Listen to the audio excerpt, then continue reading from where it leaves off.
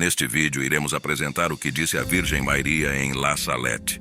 Quanto à aparição da Santíssima Virgem em La Salette e a qualquer outra revelação celestial na Terra, a nossa curiosidade humana naturalmente anseia por conhecer o que o céu transmitiu à Terra.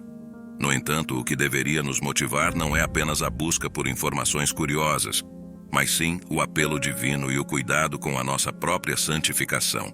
Portanto, apresentaremos, de uma parte, in extenso, as revelações feitas pela Santíssima Virgem Maria em 19 de setembro de 1846, em La Salette. Por outro lado, esperamos que, ao instruir nossa mente com essas revelações, nossa vontade seja fortalecida para alcançar a santificação das almas, que é o objetivo de Nossa Senhora e deve ser o nosso também. Aqueles que desejam apenas satisfazer sua curiosidade, sem aspirar à santidade, saiam deste vídeo agora mesmo, pois se arriscariam de não compreender a Santíssima Virgem. Para aqueles que desejam buscar a santificação, este vídeo será benéfico. Em 19 de setembro de 1846, duas crianças, Maximino Giraud e Melania Calvat, que eram naturais de Corps, no departamento de Isère, na França, estavam ocupadas pastoreando nas proximidades da pequena vila de La Salette. O que Melania escreverá a partir de 1860 e posteriormente publicará em 1875, com a aprovação eclesiástica do bispo Zola de Lecce, na Itália, é notável. Ela confiou nesse texto o segredo que havia escrito e entregue, da mesma forma que Maximino fez com o seu próprio, ao Papa Pio IX, em julho de 1851. Preste muita atenção na mensagem e procuremos nos converter cada vez e conformar nossas vidas conforme a vontade de Deus. Tendo despertado e não vendo as nossas vacas, chamei Maximino e subi o pequeno montículo. De lá, tendo visto que as nossas vacas estavam tranquilamente deitadas, eu descia de novo, e Maximino subia, quando subitamente vi uma magnífica luz, mais brilhante que o sol, e mal pude dizer estas palavras. Maximino, vês lá embaixo? Ah, meu Deus! Ao mesmo tempo, deixo cair o bordão que tinha na mão. Não sei o que se passava de delicioso em mim nesse momento, mas eu me sentia atraída, experimentava um grande respeito cheio de amor, e meu coração teria querido correr mais depressa do que eu. Olhava bem fixamente essa luz que era imóvel, e como se ela tivesse desabrochado, percebi uma outra luz bem mais brilhante e que estava em movimento, e nela uma belíssima dama, sentada sobre o nosso paraíso. Trata-se de uma espécie de pequeno lugar de descanso feito com algumas pedras pelas duas crianças, com a cabeça entre as mãos. Essa bela dama levantou-se, cruzou um pouco os seus braços e, olhando-nos, disse: Adiantai-vos, meus filhos, não tenhais medo. Eu estou aqui para anunciar-vos uma grande nova. Essas doces e suaves palavras fizeram-me voar até ela, e meu coração teria querido aderir a ela para sempre. Chegando bem perto da bela dama, diante dela, à sua direita, ela começa a falar, e também principiam lágrimas a correr de seus belos olhos. Se o meu povo não se quer submeter, sou forçada a deixar cair a mão de meu filho. Ela está tão pesada que não a posso mais reter. Depois, há tanto tempo que eu sofro por vós. Se quero que meu filho não vos abandone, estou encarregada de rezar sem cessar. E no que vos toca, não fazeis caso disso. Faríeis bem em rezar, quanto quiser. Jamais poderíeis recompensar o trabalho que tomei por vós. Dei-vos 6 dias para trabalhar. Reservei-me o 7º, e não mo querem dar. É isso que torna tão pesado o braço de meu filho. Os que conduzem as charretes não sabem falar sem pôr no meio o nome do meu filho. São as duas coisas que tornam tão pesado o braço de meu filho. Se a colheita se estraga, não é senão por vossa causa. Eu vos fiz ver isso no ano passado, relativamente às batatas inglesas. Não fizestes caso, pelo contrário, quanto às encontráveis estragadas, blasfemáveis e pronunciáveis o nome de meu filho. Elas vão continuar a deteriorar-se, e no Natal não haverá mais batatas inglesas. Nesta altura, eu procurava interpretar a palavra batatas. Pensava compreender que significava mesmo maçãs. A bela e boa senhora, adivinhando o meu pensamento, tornou a falar assim: Vós não compreendeis, meus filhos. Eu vos direi de outro modo. Se a colheita se deteriora, é por causa de vós. Eu vos fiz saber no ano passado relativamente às batatas inglesas, e vós não fizestes caso. Pelo contrário, Quando as encontráveis estragadas, vós blasfemáveis e misturáveis nisso o nome de meu filho, elas vão continuar a estragar-se, e no Natal não haverá mais batatas inglesas. Se tendes trigo, não adianta semeá-lo. Tudo o que semeardes, os animais comerão. O que nascer, cairá em forma de pó quando o baterdes. Virá uma grande fome. Antes que ela venha, as criancinhas abaixo dos 7 anos serão acometidas por um tremor e morrerão nas mãos das pessoas que as segurarem. Os outros farão penitência pela fome. As nozes ficarão más. As uvas apodrecerão. Nessa altura, a bela senhora que me arrebatava ficou um momento sem se fazer ouvir. Entretanto, eu via que ela continuava a mover graciosamente os seus amáveis lábios, como se falasse. Maximino recebia então o seu segredo. Depois, dirigindo-se a mim, a Santíssima Virgem falou-me e deu-me um segredo em francês. Eis o segredo completo, tal como ela me deu. Melânia, o que vou dizer agora não será sempre segredo. Podeis publicá-lo em 1858. Os sacerdotes, ministros de meu filho, os sacerdotes, pela sua má vida, por suas irreverências e sua impiedade em celebrar os santos mistérios, por amor do dinheiro, das honras e dos prazeres, tornaram-se cloacas de impureza. Sim, os padres pedem vingança, e esta paira sobre suas cabeças. Ai dos padres e das pessoas consagradas a Deus, as quais, pela sua infidelidade e má vida, crucificam novamente o meu filho. Os pecados das pessoas consagradas a Deus bradam ao céu e clamam por vingança. E eis que a vingança está às suas portas, pois não se encontra ninguém para implorar misericórdia e perdão para o povo. Não há mais almas generosas, não há mais ninguém digno de oferecer a vítima sem mancha ao Pai Eterno em favor do mundo. Deus vai golpear de um modo sem precedentes. Ai dos habitantes da terra! Deus vai esgotar a sua cólera, e ninguém se poderá esquivar de tantos males reunidos. Os chefes, os guias do povo de Deus negligenciaram a oração e a penitência, e o demônio obscureceu suas inteligências. Tornaram-se estrelas errantes, que o velho demônio arrastará com sua cauda para fazê-las perecer. Deus permitirá a antiga serpente pôr divisões entre os governantes, em todas as sociedades e em todas as famílias. Sofrer-se-ão penas físicas e morais. Deus abandonará os homens a si mesmos e enviará castigos que se sucederão durante mais de 35 anos.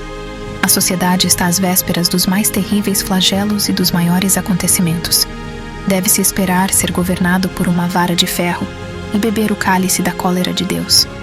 Que o vigário de meu filho, o soberano pontífice Pio IX, não saia mais de Roma depois do ano 1859, mas que ele seja firme e generoso, que combata com as armas da fé e do amor. Eu estarei com ele. Que ele desconfie de Napoleão. O coração deste é duplo, e quando ele quiser ser ao mesmo tempo papa e imperador, logo Deus se afastará dele.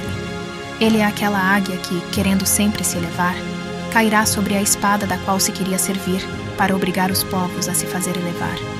A Itália será punida por sua ambição de querer sacudir o jugo do Senhor dos Senhores. Também ela será entregue à guerra. O sangue correrá de todos os lados. As igrejas serão fechadas ou profanadas. Os sacerdotes e os religiosos serão expulsos. Serão entregues à morte, e morte cruel. Muitos abandonarão a fé, e o número dos sacerdotes e religiosos que se afastarão da verdadeira religião será grande. Entre essas pessoas, encontrar-se-ão até bispos. No ano de 1864, Lúcifer, com um grande número de demônios, será solto do inferno. Eles abolirão a fé pouco a pouco, mesmo nas pessoas consagradas a Deus. Cegá-los-ão de uma tal maneira que, a não ser por uma graça especial, essas pessoas tomarão o espírito desses maus anjos. Muitas casas religiosas perderão inteiramente a fé e perderão muitas almas. Os maus livros multiplicar-se-ão sobre a terra, e os espíritos das trevas espalharão por toda parte um relaxamento universal, em tudo o que respeita ao serviço de Deus. Eles terão um poder muito grande sobre a natureza. Haverá igrejas para cultuar esses espíritos. Pessoas serão transportadas de um lugar para o outro por esses espíritos malignos e mesmo sacerdotes, porque estes não serão conduzidos pelo bom espírito do Evangelho, que é um espírito de humildade, caridade e de zelo pela glória de Deus.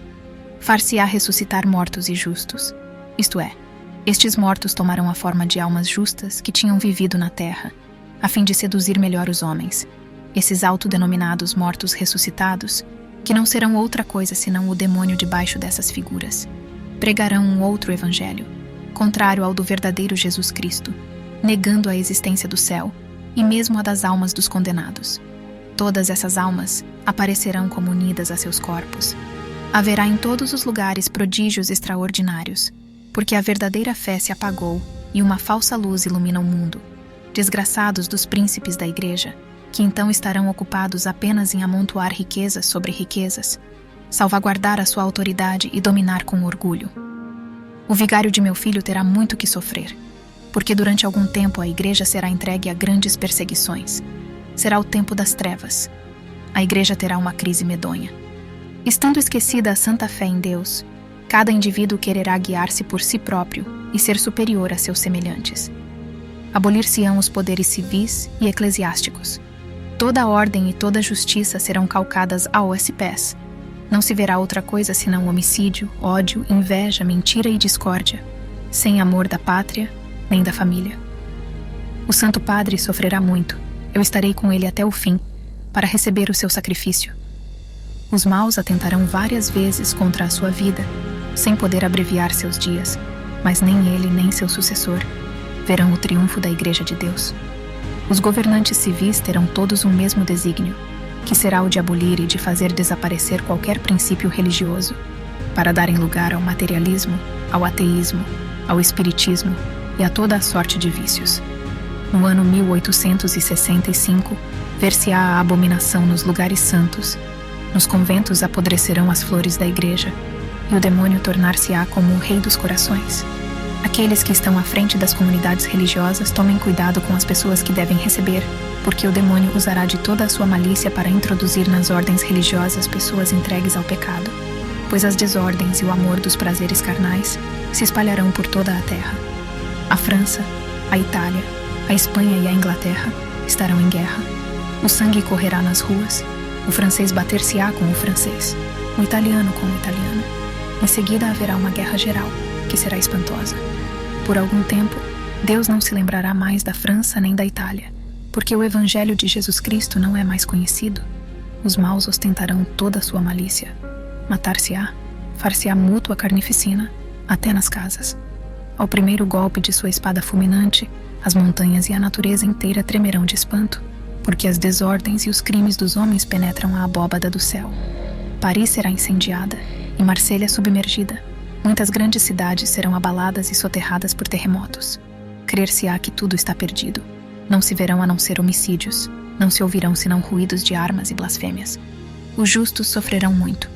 As suas preces, a sua penitência e as suas lágrimas subirão até o céu, e todo o povo de Deus pedirá perdão e misericórdia, como também a minha ajuda e a minha intercessão.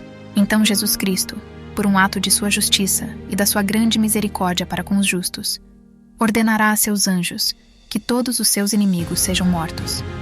De repente, os perseguidores da Igreja de Jesus Cristo e todos os homens entregues ao pecado perecerão, e a terra tornar-se-á como um deserto.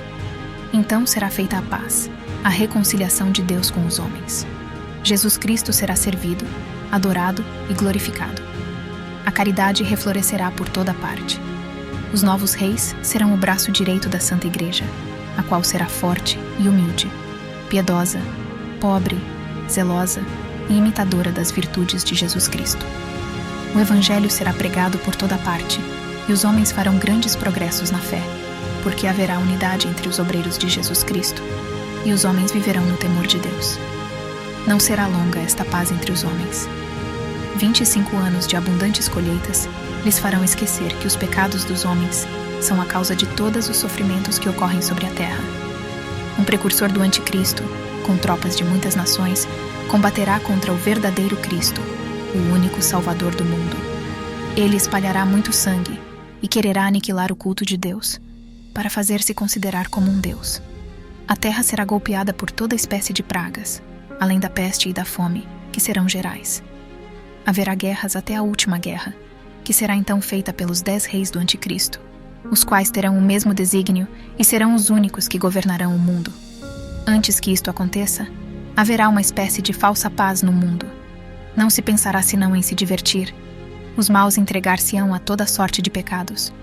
Mas os filhos da Santa Igreja, os filhos da fé, meus verdadeiros imitadores, crescerão no amor de Deus e nas virtudes que me são mais caras. Felizes as almas humildes, conduzidas pelo Espírito Santo.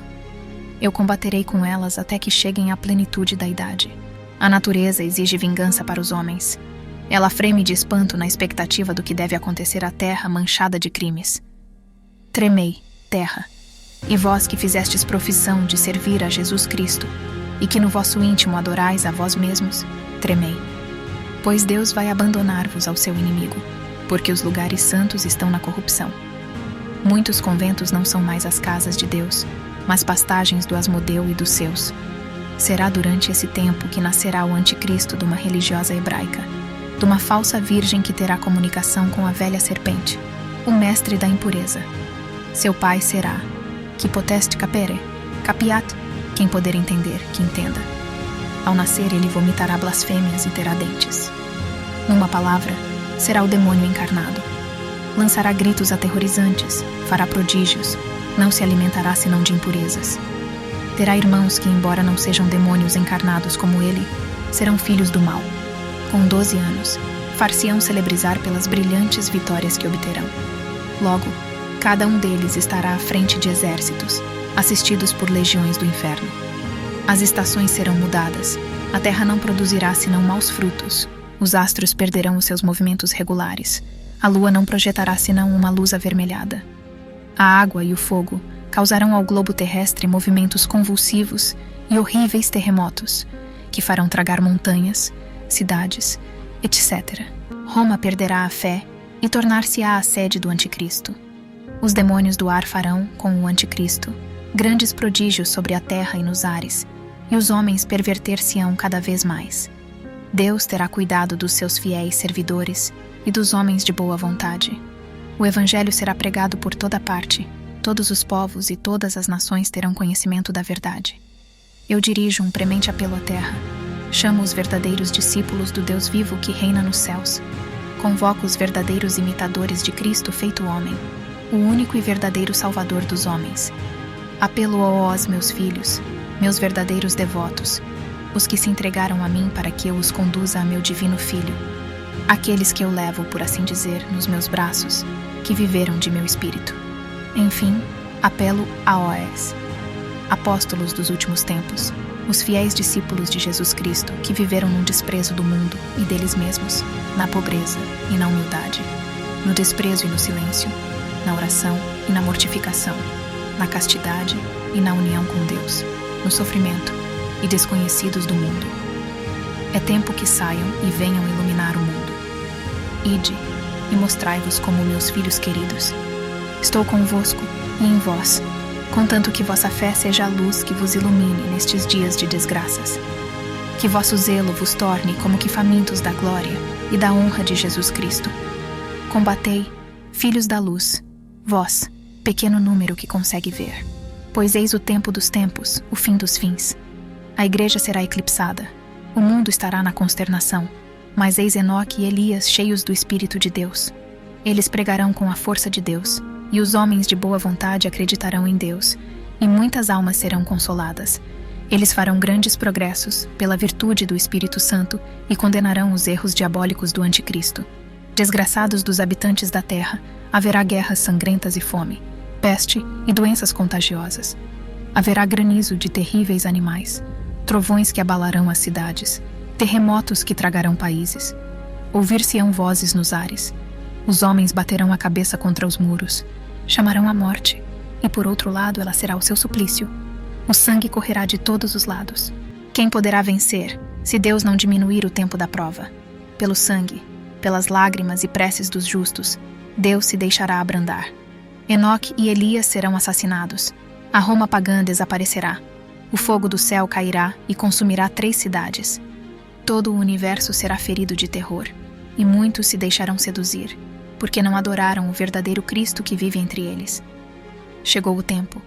O sol se escurece, somente a fé viverá. Eis o tempo. O abismo se abre. Eis o Rei dos Reis das Trevas. Eis a besta com seus súditos, dizendo-se o Salvador do mundo. Elevar-se-á com orgulho nos ares para ir até o céu.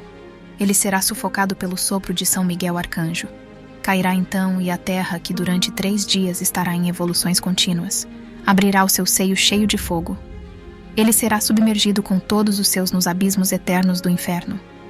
Então a água e o fogo purificarão a terra e consumirão todas as obras do orgulho dos homens, e tudo será renovado. Deus será servido e glorificado. Se inscreva no canal e compartilhe este vídeo. Viva Cristo Rei e sua Mãe Maria Santíssima.